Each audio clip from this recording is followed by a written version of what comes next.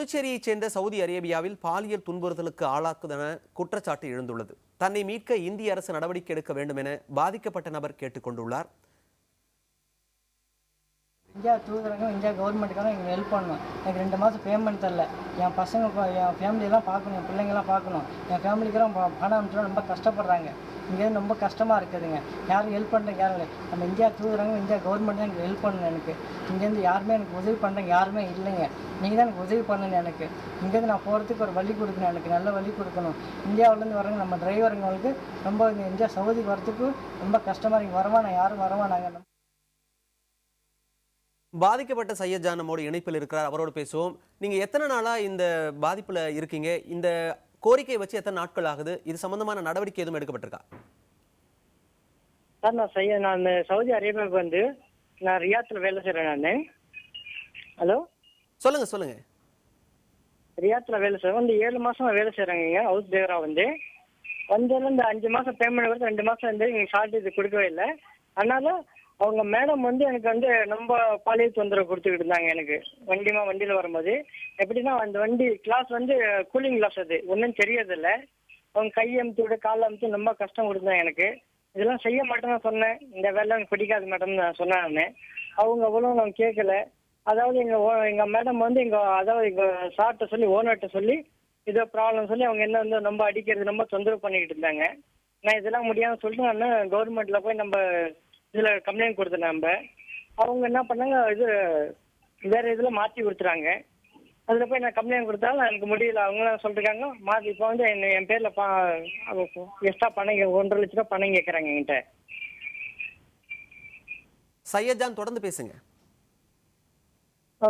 அது பணம் கேட்குறாங்க. நான் இவங்ககிட்ட இல்லைன்னு சொன்னேன். இப்போ விசா கட்டின காசு எல்லாம் கேட்குறாங்க எனக்கு. நான் இங்கேருந்து போகிறேன்னு சொன்னேன். என்கிட்ட பணம் என்கிட்ட இல்லைங்கன்னு சொன்னதுக்காக எம்எல் கேஸ் வேற மாற்றி கொடுத்துருக்காங்க எனக்கு. சையத் ஜான், நீங்க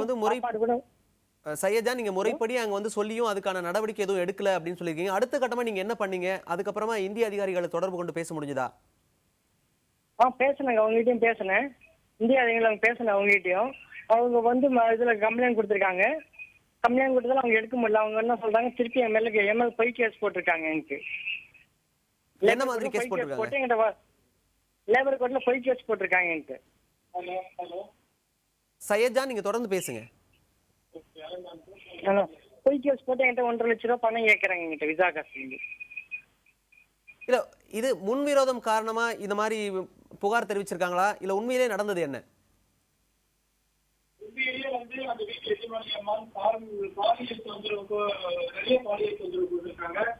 பாலியல் தொந்தரவில் பாதிக்கப்பட்ட ஜான் பால் தற்போது மிகவும் மன அழுத்தத்திற்கு உள்ளாகி இருக்காரு. இப்போது சவுதி வாழ் தமிழர்களின் பாதுகாப்பில் இருக்கிறாரு.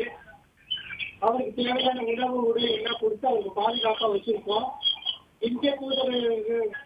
இந்திய தூதரகத்திற்கு வந்து நாங்கள் புகார் அளிக்கப்பட்டது. அவங்க வந்து சவுதி அரேபியன் லேபர் கோர்ட்டுக்கு ஃபார்வர்ட் பண்ணியிருக்காங்க. இப்போ சவுதி அரேபியா லேபர் கோர்ட்ல இருந்து உயர் நீதிமன்றத்துக்கு கொடுத்திருக்காங்க. சவுதி உயர் நீதிமன்றத்துக்கு கொடுத்திருக்காங்க. அது விசாரணைக்கு பிறகுதான் முடிவு என்னன்னு தெரியலாம். சையத் ஜான் பாதிக்கப்பட்டிருக்கா? இது குறித்த மருத்துவர் நம்மோட இணைப்பில் இருக்கிற, அவரோடு பேசுவோம். சார், நீங்க சொல்லுங்க, உண்மையிலே அந்த நடந்ததா? அந்த மாதிரி குற்றச்சாட்டு நடந்திருக்கா? முறைப்படி கம்ப்ளைண்ட் கொடுத்தும் இந்த நடவடிக்கை எடுக்கலையா?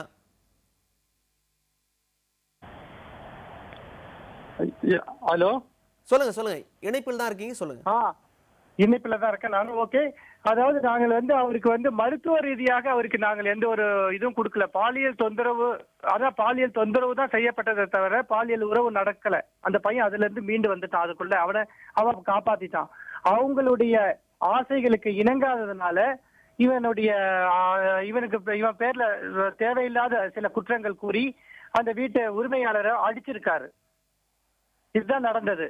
இப்ப வந்து அது உயர் நீதிமன்றத்துல விசாரணையில இருக்கு. விசாரணைக்கு பிறகுதான் தெரியும். நாளை வெள்ளிக்கிழமை, மற்ற நாள் சனிக்கிழமை. இங்கு வார விடுமுறை வெள்ளி சனி என்பதால் ஞாயிற்றுக்கிழமை விசாரணையில் தான் இதனுடைய முடிவு என்னன்னு தெரியும். மன்சூர், இப்ப இந்த இடைப்பட்ட நாட்கள்ல அவருக்கான பாதுகாப்பு எந்த அளவுக்கு இருக்கும்?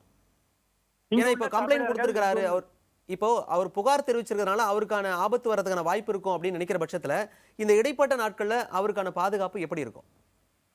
அதாவது இவருக்கு வந்து ஒவ்வொரு நாளைக்கு ஒரு ஒரு ரூம்ல தங்கி இருக்காரு. ஒரே இடத்துல ஸ்டே பண்றது கிடையாது.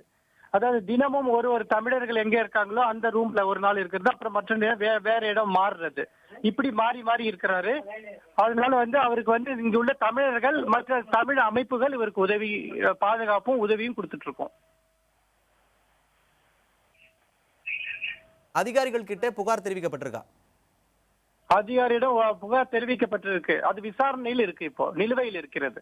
விசாரணை நிலுவையில் இருக்குன்னா தொடங்கவே இல்லையா, இல்ல தொடங்கி நிலுவையில் இருக்கா? இல்ல, தொடங்கி நிலுவையில் இருக்கு. இப்ப இன்னும் 2 தினங்களுக்கு அப்புறம் தான் இது சம்பந்தமான முடிவுகள் தெரிய வரும். 2 தினங்களுக்கு பிறகுதான் அவருக்கு வந்து இதனுடைய முடிவு என்னன்னு தெரியும்.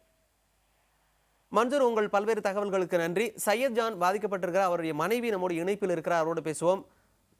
நீங்க சொல்லுங்க, இவர் எந்த அளவுக்கு பாதிக்கப்பட்டது? இந்த தகவல் எல்லாம் உங்களுக்கு ஏற்கனவே சொல்லியிருக்கிறாரா? இங்க இருந்து நீங்க யாருக்கிட்டயாவது போயிட்டு இது சம்பந்தமா புகார் தெரிவிச்சிருக்கீங்களா? இல்லைங்க, நாங்க இதுவரையும் யாருக்கிட்டையும் எந்த புகாரும் செய்யல. அவங்க நடக்கிற தொந்தரவுல எனக்கு கண்டிப்பா போன் பண்ணி அப்பப்ப சொல்லிக்கிட்டே இருப்பாங்க. நான் ரொம்ப கஷ்டப்படுவேன், அழுவேன். இவ்வளவு தூரம் போயிருக்கிறாங்களே, 1.5 லட்ச ரூபா செலவு பண்ணி இவ்வளவு தூரம் போயும் அவரால ஒழுங்கா அவங்க சேம் பண்ணிக்க முடியலையே, ரொம்ப தொந்தரவு கொடுக்குறாங்களேன்னு நான் ரொம்ப கஷ்டப்படுவேன். அங்க எது நடந்தாலும் எனக்கு உடனே போன் பண்ணி சொல்லிக்கிட்டே இருப்பாங்க. ஆனா அந்த வீட்டுல சரியான பாதுகாப்போ இல்ல, அவருக்கு சரியான சாப்பாடு தூக்கம் இது எதுவுமே கிடையாது. ரொம்ப கஷ்டத்தை கொடுத்துருக்காங்க. காமாட்சி, நீங்க இந்த பிரச்சனை எல்லாம் உங்க பார்வைக்கு தெரிய வந்ததுக்கு அப்புறமா இந்திய தூதரக அதிகாரிகளை தொடர்பு கொண்டு நீங்க பேசுனீங்களா? அவங்க என்ன சொன்னாங்க? இல்ல, நாங்க யார்கிட்டயும் போய் பேசல. இல்ல, பாதிக்கப்பட்டிருக்கால, இப்ப முதல்ல எடுத்துட்டு போக வேண்டியது அந்த இடம் தான் இல்லையா? அதனால நீங்க உங்க தரப்புல இருந்து இன்னும் ஏன் சொல்லாம இருக்கீங்க? எனக்கு வந்து அந்த அளவுக்கு இன்னும் யாருக்கிட்ட போனா அந்த பிரச்சனை தீரும்ன்றது எனக்கு தெரியல.